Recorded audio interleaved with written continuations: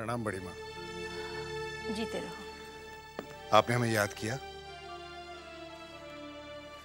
हाँ मजले, बैठो। आपके सामने बैठना आपकी इज्जत में गुस्ताखी होगी। बड़ों की इज्जत करना तो कोई तुमसे सीखे। ये हमारे खून में है बड़ी माँ। कहिए किस लिए बुला भेजा? मजले, तुम हमें बहुत मानते हो ना? ये भी कोई पूछने की बात है बड़ी माँ? हम आपका बहुत सम्मान करते हैं। तो फिर मेरी एक बात मानोगे? हुक्म कीजिए बड़ी माँ।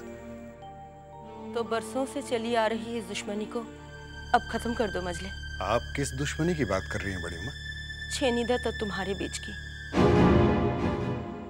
छेनी दत्त? छेनी दत्त तो कब का मर चुका बड़ी माँ। पर दुश्मनी तो अभी भी चल रही है। सांप का बेटा सपोला अभी भी जिंदा है बड़ी माँ। मजले, इस दुश्मनी से कोई फायदा नहीं सिवाय नुकसान और बर्बादी के। दुश्मनी में नुकसान या बर्बादी का नहीं सोचा जाता बड़ी माँ, बल्कि अपनी आन बान और शान को जिंदा रखा जाता है।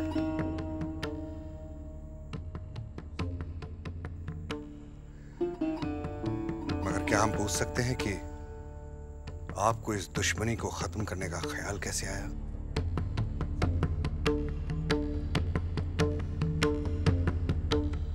स्वर्णलता मेरे पास आई थी। स्वर्णलता यानी छेनी दत्त की पत्नी? वो भी चाहती है कि दुश्मनी का जो बीज बरसों पहले बोया गया था उसे अब जड़ से खत्म कर दिया जाए, और इसी में दोनों खानदान की भलाई है। बड़ी माँ, बरसों पहले दुश्मनी के बोए जाने वाले बीज की जड़ें इतनी फैल चुकी हैं कि इसको आसानी से खत्म नहीं किया जा सकता। लेकिन तुम चाहो तो यह मुमकिन हो सकता है। आप चाहते हैं कि हम झुक जाएं? नहीं मजले, मैं तुम्हें झुकने को नहीं कह रही। थोड़ा तुम बढ़ो, थोड़ा वो बढ़े। नहीं बड़ी माँ, ना। दुश्मनी के मैदान में दुश्मन से जंग लड़ी जाती है, दुश्मन से दोस्ती का हाथ नहीं मिलाया जाता। अभी अभी तो तुम कह रहे थे कि तुम हमें बहुत मानते हो। बहुत मानते हैं बड़ी माँ, हम आपकी बहुत इज्जत करते हैं। इतनी इज्जत करते हैं कि इज्जत के तराजू के एक पलड़े में अगर आपको बिठाया जाए और दूसरे में ईश्वर को, तो आपका पलड़ा भारी रहेगा। हम आपकी बहुत इज्जत करते हैं बड़ी माँ, लेकिन आपकी बात मानकर यह नहीं कर सकते कि हम अपने खानदान की नाक कटवा दें।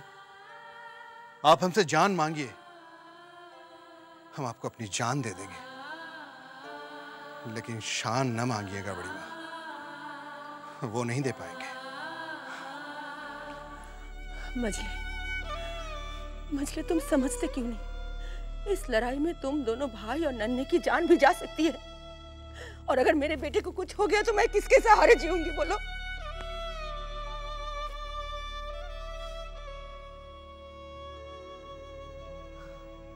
हम आपसे वादा करते हैं बड़ी माँ कि इस खानदानी और जाती दुश्मनी में चाहे हमारी जान चली जाए, मगर नन्हे की जान नहीं जाने देंगे। उसे कुछ नहीं होगा बड़ी माँ। हम इस दुश्मनी में नन्हे को नहीं घसीटेंगे, हम वादा करते हैं।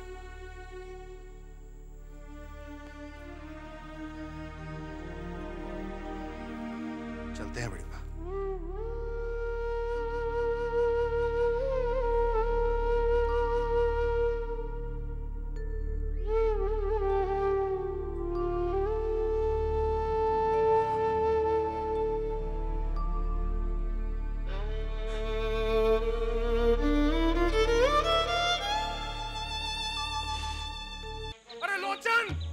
बंसी भैया, मधुसूदन, अरे बंसी भैया, सब कहाँ मर गए? क्या बात है इब्राहिम, हो चिल्ला रहे हो? गजब हो गया मधुसूदन। क्या हो गया? गजब हो गया।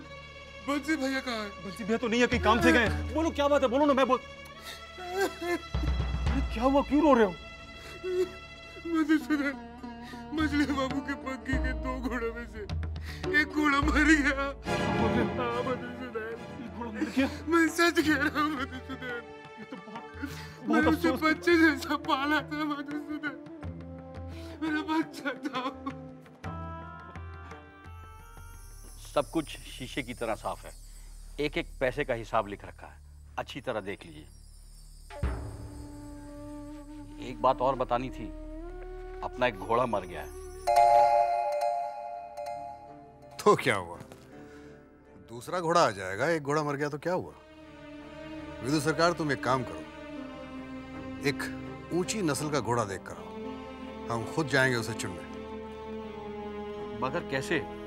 खजाने में तो फूटी कौड़ी तक नहीं बची। क्या बच्चों जैसी बातें कर रहे हो विदु सरकार? खजाने में फूटी कौड़ी नहीं बची? तुम कहोगे और हम मान लेंगे? ऐसा कभी हो सकता है? सरकार, जो कुछ भी था खदान में घुस चुका है और उससे अब तक 1 पैसे की आमदनी नहीं हुई है। विदु सरकार, कोयला निकल रहा है खदान में से, और कोयला निकल रहा तो पैसा भी आ जाएगा, और तुम देखना फिर से हमारे खजाने पैसों से भर जाएंगे। तुम बस एक काम करो, तुम ऊंची नस्ल का घोड़ा देख कर आओ, हम खुद जाएंगे उसे चुनने। भगवान करे ऐसा ही हो। नस्ल विदु सरकार, नस्ल होनी चाहिए। ऊंची नस्ल असली चीज है। मैं चलता हूं सरकार।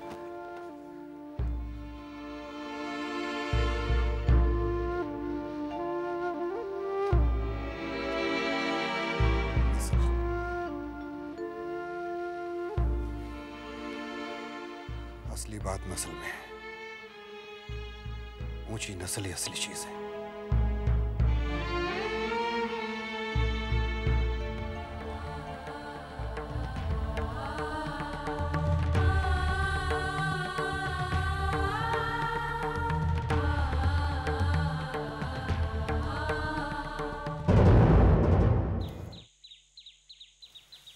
पंकज, ये लोग ऐसा बैठा है जैसे मेरा घेराव किया सब मिलके। देख।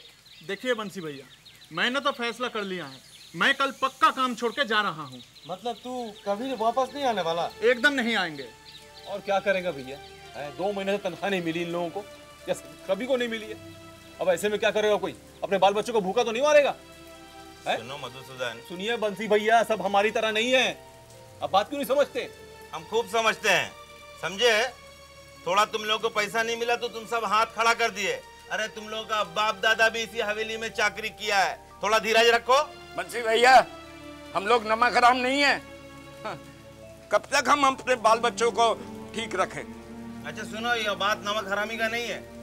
अभी अभी कोयला का काम शुरू हुआ है, खदान नया नया चालू हुआ है, कोयला भर भरा के वहां से निकलेगा, फिर पैसा लोगे ना। अरे छोड़ो छोड़ो, ना 9 मन तेल होगा और ना राधा रांचेगी। हाँ ठीक है, तो तुम लोगों ने ये तय कर लिया है कि तुम सब काम छोड़ के चले जाओ? हाँ एकदम तय कर। अच्छा एक बात का जवाब दो, तुम लोगों ने मजले बाबू को जाके बोला है ये बात? मेरा तो हिम्मत नहीं होता है। तो लो, जब हिम्मत नहीं होता तो कैसे जाएगा, कैसे है? चल जा, जाके काम कर जा। चलो चलो भैया, चलो चल, फालतू बात करता है सब। आओ लोचन भैया चलो। लोचन भैया भी कहावत सुना रहे हैं, 9 मन तेल और राधा। अब सुविने बाबू कहीं दिखाई नहीं दे रहे? सो रहे, जगा दूं? नहीं नहीं, सो रहे हैं तो सोने दो। बहुत दिन बाद है, काम में व्यस्त है? हाँ, वो काम में व्यस्त था। कुछ हवेली की परेशानियां ऐसी आ गई हैं, छोटी नई नौकरी भी लगी है ना, तो उन्होंने इतनी जिम्मेदारियां सर पर दे रखी है कि मैं चाहकर भी अपने लिए वक्त नहीं निकाल पा रहा हूँ। तुम्हारे पास नहीं आ पा रहा हूँ, सुवेने बाबू के यहाँ मिल नहीं पा रहा हूँ।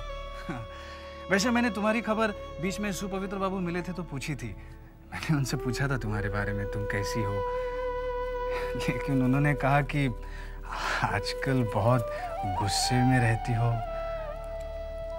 ओह, तो तुम्हें आजकल मेरे बारे में सुपवित्र बाबू से पूछना पड़ता है? हाँ? नहीं, नहीं नहीं, वो मिले थे तो मैंने। नहीं नहीं नहीं, बिल्कुल सही किया तुमने, बिल्कुल सही किया। एक सुपवित्र बाबू ही तो है जो हमेशा मेरी पूछताछ करते रहते हैं। अब मेरे बारे में उनसे अच्छा और कौन जान सकता है। उन्हें तो जानना ही होगा, जानना तो पड़ेगा उन्हें, क्योंकि आखिर वे तुम्हारे होने वाले पति हैं। हाँ हाँ, वो तो जान ही जाएंगे। कितने पढ़े लिखे इंसान है वो, एमए पास है, वकालत भी की है और बहुत समझदार भी है। बिना कहीं हर कुछ समझ जाते हैं और भावुक भी है। पता है, जिस तरह मैं तुमसे बात करती हूँ, अगर उनसे करती तो पता नहीं आज तक वो क्या करते। एक बार मैंने उनसे गुस्से से बात की और उसके बाद उन्होंने 3 दिन तक कुछ नहीं खाया। और पता है, फिर मुझे उन्हें बुलाना पड़ा। सुपवित्र बाबू, आप इतने दिन से आए क्यों नहीं? इस तरह पागलपन करके क्या इस संसार में जिया जा सकता है? दुख सहना पड़ता है, कष्ट उठाना पड़ता है, यही तो जीवन है। जिंदगी सुंदर भी है और कठोर भी। इस तरह जी खराब करके कैसे चलेगा? और फिर आप तो मर्द हैं और उन्होंने एक शब्द भी नहीं कहा। कितने महान है वो।